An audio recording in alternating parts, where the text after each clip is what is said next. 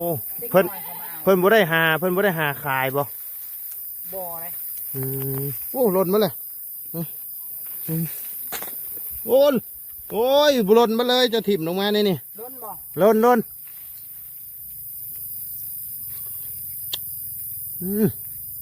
านบ่ชมต้มบ่จ๊ะชมต้มแม่นบ่แม่นมันแง้วมันยังบ่ชุกคักเด้ก็เลยชมโอ้เหยียบมันแง้วนะฮะ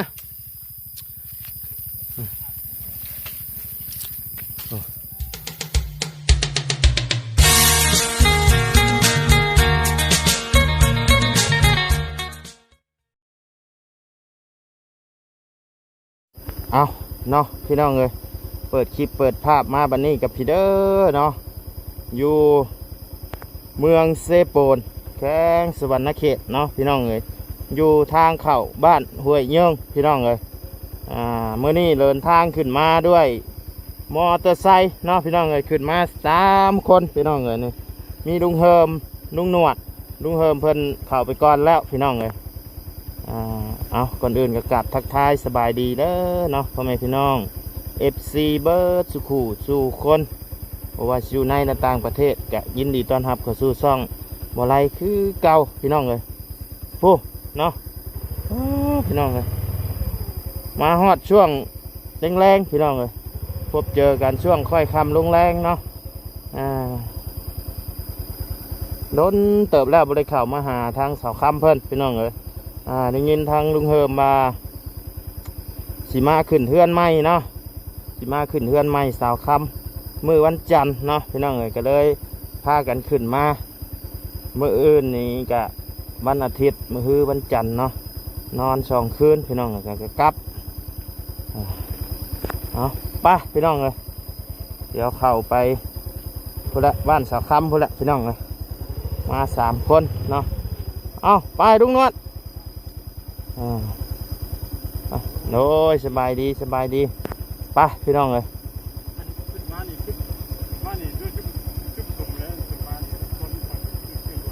ฮะลุงเฮิมเพิ่นมาขึ้นเฮือนใหม่สาวคำเพิ่น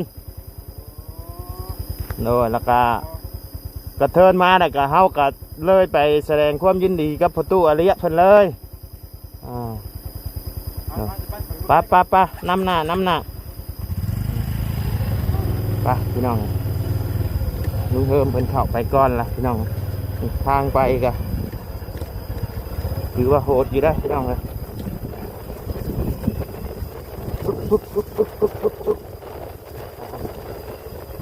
อะไรบ่ได้ใช้ไม้จับชักพี่น้องกึบจับมือเดียวครับอึ๊บ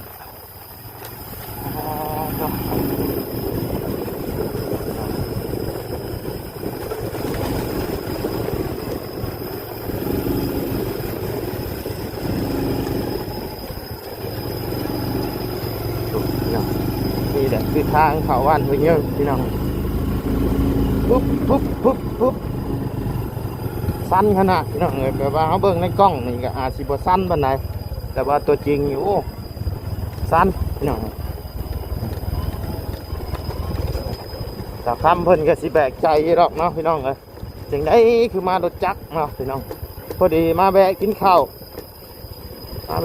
กินน้ำอยู่ทางเข้านี่แหละพี่น้องเลยโอ้อ่อนเพื่อแทนพี่น้อง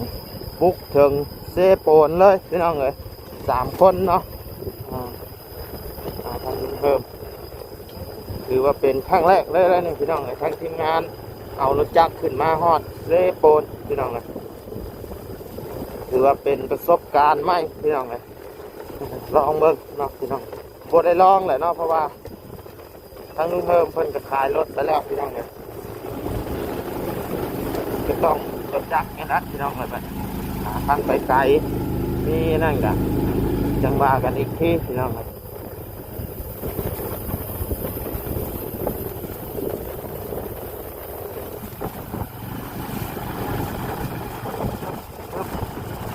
อยู่เฮือนอยู่ชาติก็สำคัญนี่เนาะเฮือนชาติแล้วแม่นลงไปหาเงินอยู่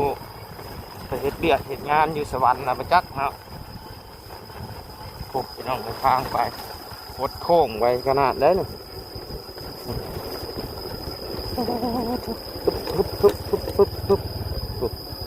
ลึงหนวดทันตริวไปได้พี่น้องเลย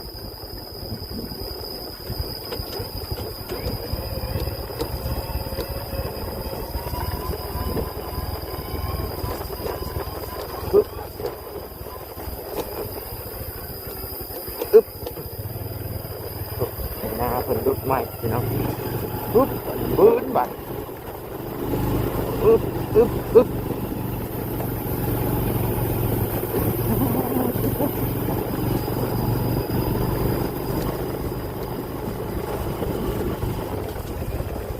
จักรถนี่อันอายห้อนออกมานี่มองแข้งมองแข้งมองขานี่ของห้อนบุดพี่น้องเพราะว่าเขามาช่วงแดดพี่น้องแข้งแดดยังดีแต่ใส่หมวกกันน็อกพี่น้องกันเขาไปใส่หมวกกันน็อกอีกแข้งโหปุ๊บขึ้นโน่นอีกแล้วพี่น้อง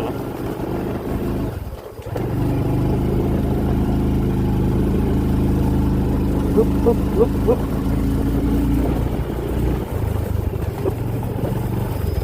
ท่านแบบว่ารถเก่าๆที่ห้างอย่างนี้โอ้มาเนี่ยมันน็อกรถพี่น้องก่อยลงอีกแล้วหอดแล้วพี่น้องบ้านหัวเยืองอึ๊บคือทางบ้านหัวเยืองนี่ท่านย้ำฝนตกนี่แม่นรถใหญ่เขาก็ได้เลยแหละพี่น้องมันเมินเนาะพวกพี่น้องเพื่อนตะคำเพื่อน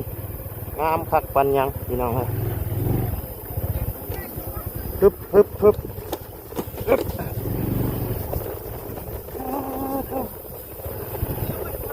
โอ้พี่น้องฮะยังถามหามังเงี้ยวโอ้อยากชมนะวะอยากชมโอ้จอดห่มกันโอ้วันนี้มาแปลกแล้วสาวคำเพิ่นชิว่าเนาะฮะจะลบลงบ่ลงดุ้งเฮิม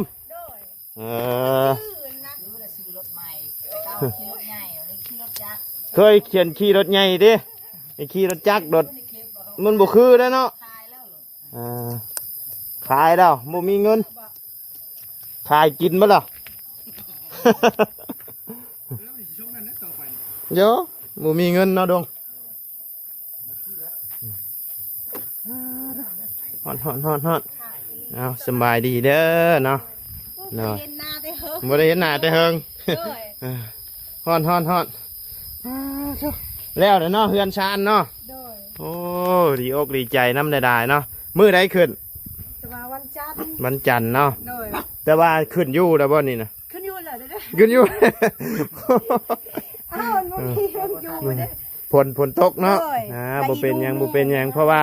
ทางนี่น่ะเดี๋ยวคือขึ้นเลยแต่ว่าขึ้นเอาประเพณีซื่อๆเนาะเอาฮิตเอาคล้องซื่อๆพี่น้องกาจิมัดแคนอายเด้เราเฮ็ดเพื่อนโดยเลยแบบเฮิกเนาะใช่พาขึ้นเบิ่งดูเฮือนงามฮะเท่าพาจะลงดิดูกัน3 นมพี่น้องเอ้ยมานี่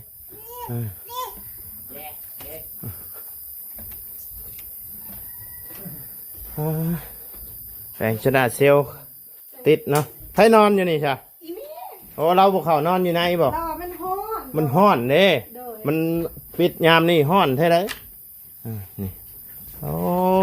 โอ้คือบริกั้นเนาะแบบปล่อยโล่งเลยทางนี้กันโอ้คักโอ้ยปล่อยโล่งนี่ก็ดีคือกันยามนั่นก็ซื้อเอาตู้เสื้อผ้ามากั้นเอาก็ได้บ่เป็นยังดอก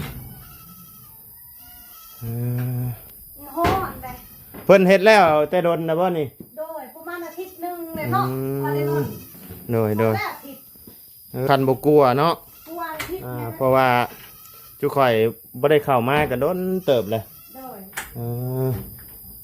ก็ตอบน้อยเตียงน้อยนะหันมั่งเด้อเนาะเอ้าใช้หม่องนั่งกินข้าวนะจ๊ะมั่งเด้อบ่หม่องวงภาวัดอีหยังโอ้นั่นนะโดย เออ เขาเห็ดเพื่อนกัน บ่เป็นหยังบ่เป็นหยังข้าวสารบ่นี่น่ะ โดย ยังเหลือซ้ำนี่บ่ โดยเลือดเท่านั้นแหละ เครื่องอะไรอุ้ย อ้าวสบายดีน้องดูดีโอ้บ่ได้ไปให้บ่ บริไฟ บ่ได้ไปเนาะ เสาหน้าก็ได้มันไป บ่ว่าไปให้บ่ โดย อื เดือนหนึ่งเราไปนอนที่บ้านสแกงเลยเด้ ไปนอนอยู่บ้านสแกง โดย เออ น้องก็ไปอยู่เสียงาน สบายดี สบายดี หน่อยเป็นไดนอนเฮือนใหม่ ดีใจนะ นอนรับพันดีพันเลขพันเบอร์อยู่บ่ พันเลขแต่มันบังถ้ากระ ฮะถึกบ่ ถึกเลขยังก่อน โอ้ดวงดีได้นี่เนาะขึ้นนอนเฮือนใหม่ถึกเลขบ่ ถึกเลขกับอะไร ถึกเท่าไรน่ะ 3,500,000 สาม 3,600,000 350,000ชื่อปองเท่าไรน่ะ แต่แรกนั้นซื้อปอง5,000ซื้อปอง4,000นึง ชื่อปองชี โดย เออ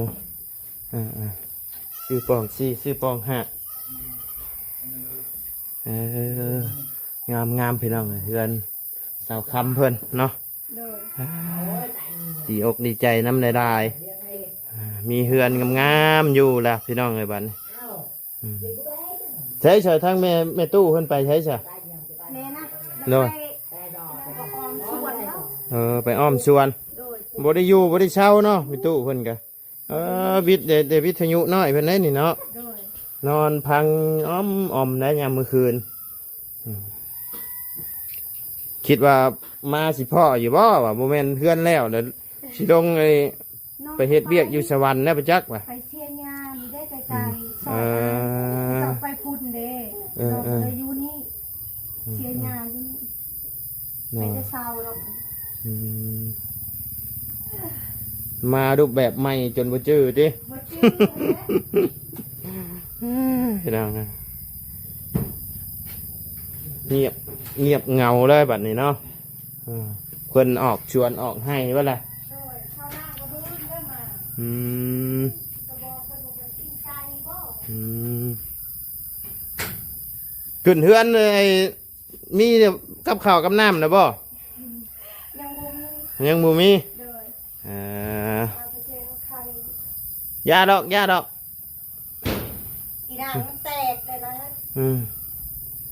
แตกได้เปิดแห้งต่ำแห้งนี่เรียบร้อยแล้วนี่ แตกเลย ไม่ชรานี่ มองว่า ฮ้อนพี่น้องเอ้ยลงกันผู้พี่น้องเลยลุงเฮิมเริ่มบ่ไหวแล้วขอยเบิ่งนี่พี่น้องเลยถอดเชือกนะ เนาะถอดเชือกถอดแพร่นะโอ้เนาะฮะเนาะสบายดีเด้อเนาะ ขอโทษในไลน์ว่าได้สุภาพแต่เพราะว่ายังมัน ชุบภาพได้สำนีกะได้แล้วสำนีกะสิเป็นหยังโดย เนาะ โดย มันห้อนดีๆได้ไปพอ โดย เอ้าแห้ง เนาะ ไปรถจักรนี่ก็ย้ำห้อนก็ห้อนนะพี่น้องย้ำ แม่ ฝ น นตกอันตรายได้ไหม แม่นยามฝนตกอันตราย เปียกอีก แม่น เอ้าเป็นยังไงนี่ตารถยังไงนี่ เฮ้อเออ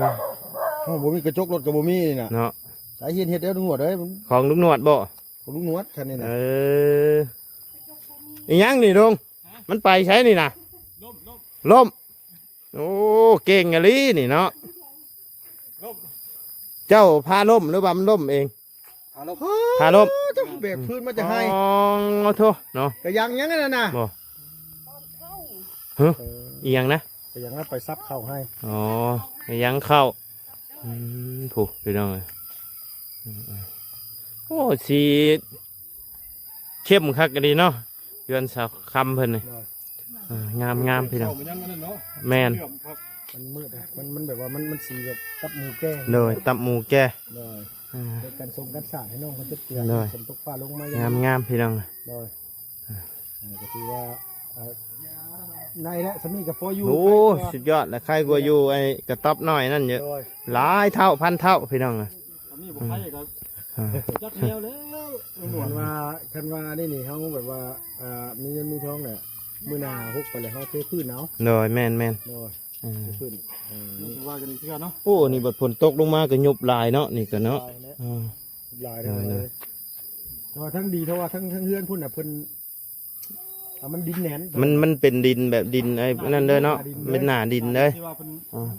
ขวดเลยเนาะแน่นแบบคนไทยโอ้ยตอนมาเห็นแรกๆนะตึงยึงอยู่เทิงผมก็ หน่อย เบิ่งหน้าเก่าแล้ว คุณได้หน้าเก่า หน่อยหน้าเก่านี่ก็พุ่นนี่คนขวมาใส่กันเล หน่อย ย คัก คักตะกี้บ่ได้เพียงแล้วหมองนี่สูงกว่าหมู่ได้เนาะ หน่อย อืม โอ้ยยังไงก็ตามแต่อยู่ดีคิดอยากมาเงี้ยวเลยเห็นหนู อยากมาเงี้ยว กินได้ เบิดคักเบิดแน่ดีบ่ ยังแล้วยังมีอยู่มีแต่ว่ามันมีไม่แส่บ่ล่ะบัดนี้ อ่าไปอืมอ่า โดยจะหน่อยให้คำไปเอามาให้แตงเจียว อ่า น้ำปลามีน้ำปลาป่ะครับ บักแง้วหวานได้นี่นะเออเออโอ้เอาบักแง้วบ่เอาไปเบิ่งก่อนพี่น้องไง ไป หน่อยอยู่ห่มเด้ออยู่ห่มเด้อให้ลุงหนวดปีนแล้วนะปุ๊บพี่น้องเอ้ยเพิ่นมาแต่ให้แต่ชวนแบกพื้นแบกอย่างมาเนาะ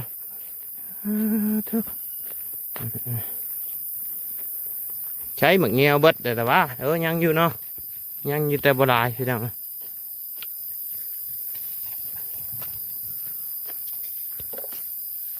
ยังบุท่านชุกเนาะ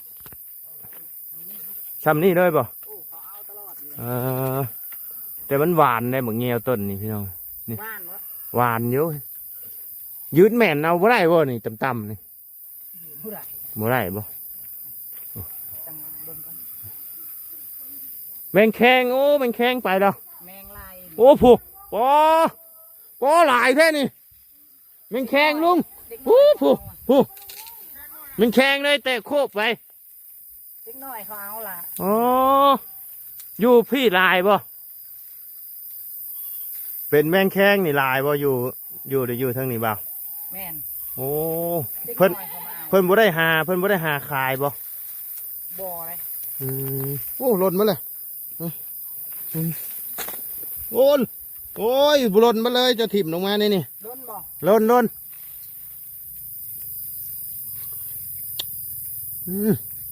หวานบ่มัน ชม มันส้มบ่จ๊ะ ชม ส้มแม่นบ่ แม่น ส้มแม่นมัน มันแง้วมันยังบ่ชุกคักเด้ก็ได้ชมโอ้เหยียบมันแง้วนะฮะ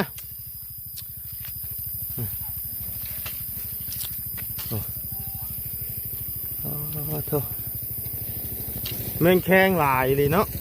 แต่โคบไปปุ๊บมั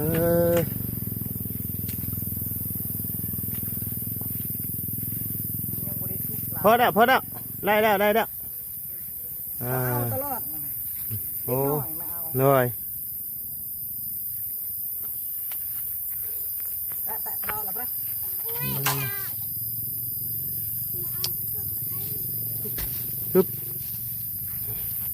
เรียบร้อยโอ้ย มีสกา เสียวแฮะบี พ่นอยู่หน้าพ่นมันส้ม อยู่หน้าก็มีบ่อืม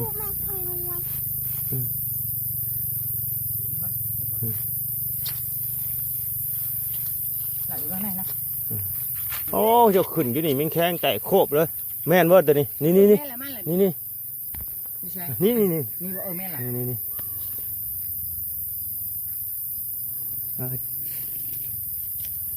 โอ้ย นิดหน่อย อึบ เขาเอา อึบ เขาเอามากิน นะไปจ้อยโอ้ยกลับมาคือเก่า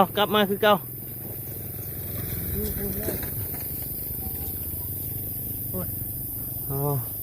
โอ้หลายดีเนาะในบินแล้วก็บินกลับมาคือเก่านี่ ลากเลยอยู่เอานี่ดิ แบบอยู่กกอื่นก็หลายนะนี่บ่ม ให้มันเลยเนี่ยเดี๋ยวพูดดินไปพูดละ ย่าละถ้าคันเอาเนี่ยามมื้อคืนนี่โอเคอยู่ เขาไม่ได้จัดการมันนะ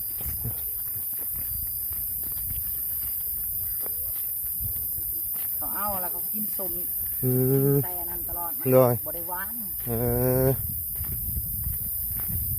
ป้าให้มันสุกก่อนมัน แม่นมันยังบ่ชุกนี่น่ะเบิ่งหมากก็จ้องสิหวานอยู่หมากเกี้ยงดี เขาเอาต ได้หน่อยนึงดูเลยหน่อยได้แล้วนี่ก็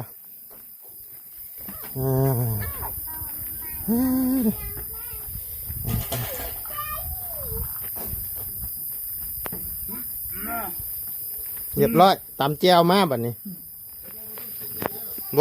บ่ต้องใช้บ่โอ้นี่เด้ได้แล้วนี่ก็บ่มีปลาแดกบ่แต่ปลาแดก บ่มีแล้วก็ยาแล้วได้แล้วเป็นกระป๋องมันไปทางไหนพี่น้อง พี่น้าเขาเอาอีกได้มั้ย เดี๋ยวเอาขนมให้ทั้งน้องเพิ่นก่อนพี่น้องไ